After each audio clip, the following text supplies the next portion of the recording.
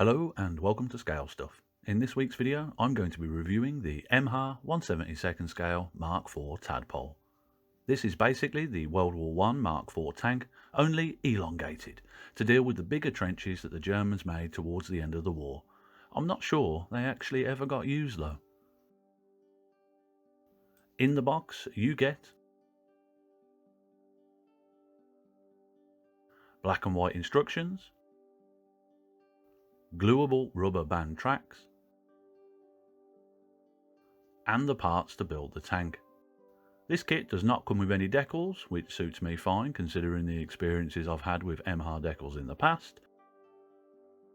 Interestingly though, this kit comes with the parts to make a normal short Mark IV mail tank, so that's worth bearing in mind if the normal version of this tank is not in stock. A first quick look at the sprues shows the normal standard of Emhar offering. A little bit of flash and a fine level of detail that you need to be careful of overpainting. Most of the parts have the nice Emhar feature of having the number moulded into the back of them, which is great for mass part removal and cleanup. The kit was first made in 1993 and it looks about right for its age. I'm sure, just like all the other Emhar models, that it will go together fine in a roundabout way with a little fudging to help it along. Anyway, onto the build. First thing on the menu is the big side guns. These need some flash removing before you can start assembling them.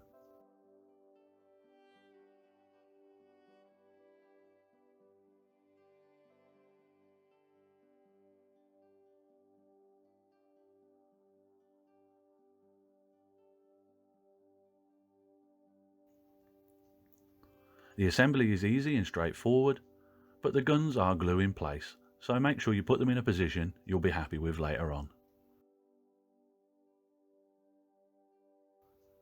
Next up, it's onto the sponsons. Same again, they need a little bit of cleanup. But the assembly is simple.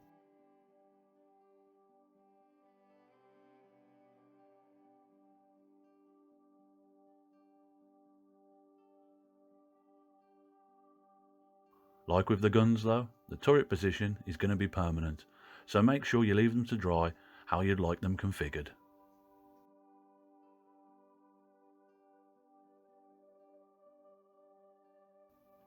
Having built a few Mark IV kits now, 6 to be precise, I've noticed that the instructions have forgot to tell you to add the side machine guns.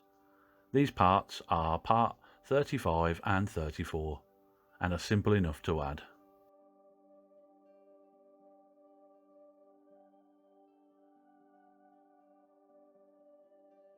Moving on to the driver cab now. This bit's more fiddly to hold than it is to build. It will benefit from a decent bit of drying time before the next step.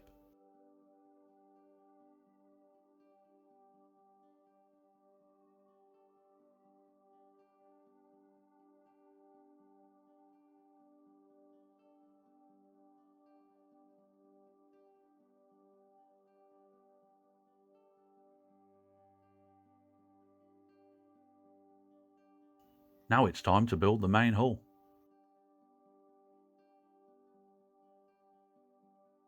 This area is a bit wishy-washy fit-wise, only being 2 lips that locate on each other.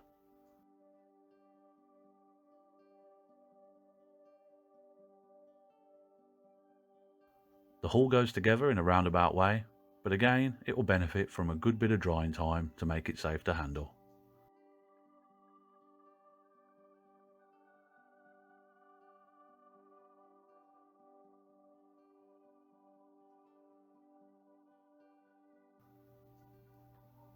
Sometime later, it's time to add the side pieces. These go on a bit delicately, but they go on in the end.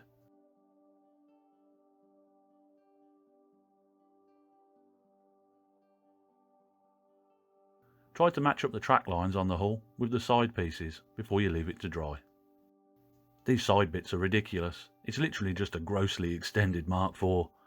It's going to be an interesting conversation piece in the cabinet, that's for sure. Now it's time to add the exhaust. This requires a little bit of bending and 6mm cutting off the end. Having done one of these exhausts before, I find it easier to bend while dry fitting the little box that goes over the exhaust, as this will make it fairly apparent as to the amount of bending this part will need. With it in shape though, it's nice and easy to just glue it into place.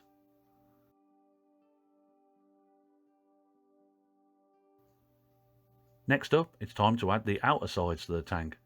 For these bits, I find it easier to dry fit the sponsons first. Then, when they click into place, add the glue to them from the back. Once the sponsons are on, it's simply a case of adding the glue to the pegs on the inner side pieces and then adding the outer bits. The fit here is alright, but we'll need a bit of a light squeeze until the glue catches.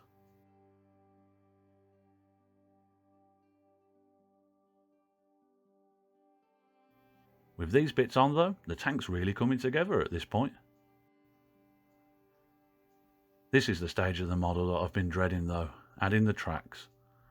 Last time I made an Emhar, the tracks were a pain to put on, but I used elastic bands. I'm going to try and do this on this model, but I get the feeling that the extra long tracks won't like being held under pressure.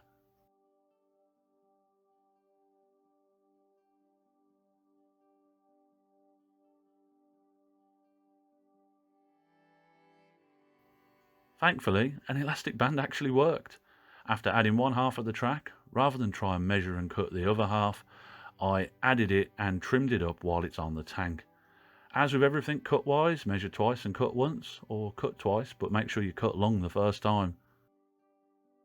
With both track halves in place, it's just a matter of tweaking the fit under the band. With one side on, I repeat the process on the other side. And this is how it's looking with the tracks on. I even managed to get the thicker bands over it without it exploding on me. With the tracks on, I'm going to add the mortar plate and then leave the tracks to dry overnight. I found here it's easier to glue the base plate to the frame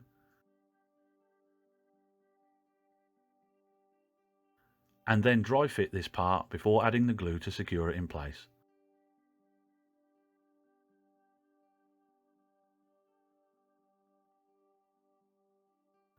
The mortar itself I'm going to leave off for now so I can paint it separately later, as otherwise it will be a bit difficult to paint. This is how the tank's looking so far. Before I start painting, I'm going to give this a base coat of rattle can matte black. As always, I'm doing this outside and off screen to avoid fumigating myself.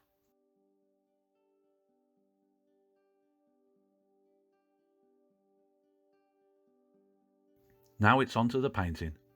Same as I do on all my World War I tanks, I'm using a mix of 5 parts Army Painter Elf Green to 1 part AK World War I khaki.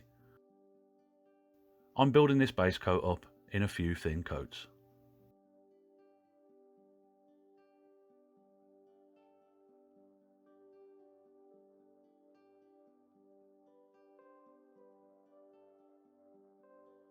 Three coats of paint later, this is how it's looking. I'm quite pleased with the shade on this one. Mixing a not quite green, not quite brown is always tricky. Now it's time to start painting the tracks. For this I'm using Vallejo black.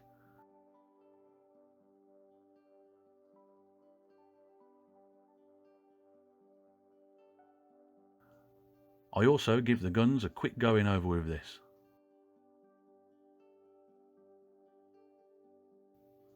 With the tracks and guns done, I go around painting all of the vision slits on the tank, just to make them show up, as otherwise these tiny details would be lost on the model. With the black on, I'm going to start on the details, first painting the exhaust in AK World War I khaki. Then it's time to add the base for the markings.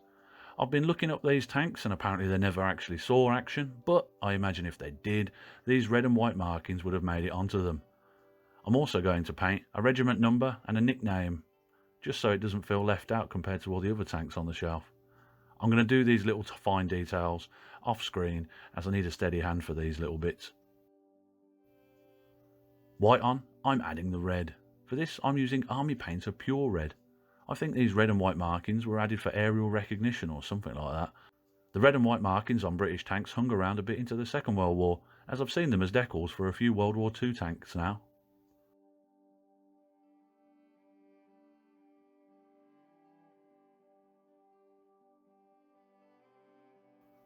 Next I'm adding a bit of Army Painter Stone Golem Grey to the exhaust, to represent the lovely asbestos cloth that was wrapped around them. With the base colours on, this is how it's looking.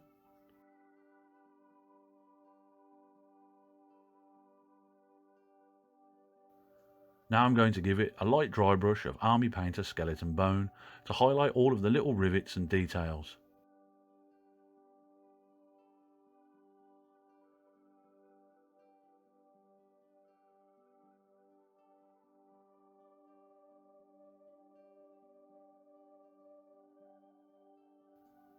With that complete, I dry brush the tracks with Army Painter Gunmetal. While I've got the metallics out, I also dry brush the mortar and add it to the rear plate of the tank.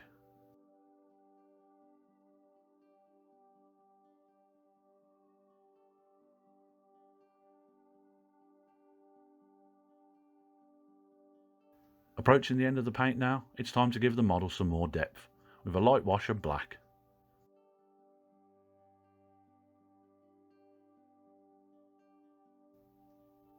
Black on, I'm giving the tank a light weathering with my favourite final paint, BS Dark Earth, the ever reliable.